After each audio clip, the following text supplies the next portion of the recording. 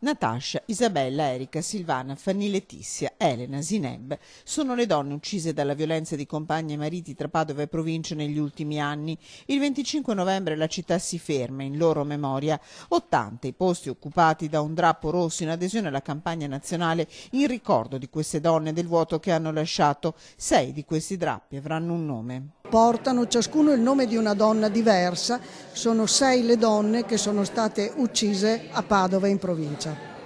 Una piaga anche nel Padovano, i numeri parlano da soli, 764 le donne accolte nei centri antiviolenza dall'inizio dell'anno, con i loro 555 bambini e bambine. La maggior parte di queste donne sono italiane. In corso abbiamo ricevuto 3.500 telefonate, abbiamo un numero crescente di donne e di minori che sono dentro le famiglie dove le donne vengono maltrattate. Servono finanziamenti certi, spiegano le responsabili dei centri antiviolenza, perché la denuncia è un fatto positivo, significa coraggio e consapevolezza. Il municipio alle 18 sabato 25 si colorerà di arancione e per tutto il 2017 la Giunta Giordani devolverà il 10% dei suoi emolumenti a queste associazioni e della lotta alla violenza contro le donne in città resterà un simbolo. Sarà colorata di rosso una delle panchine del Parco Europa.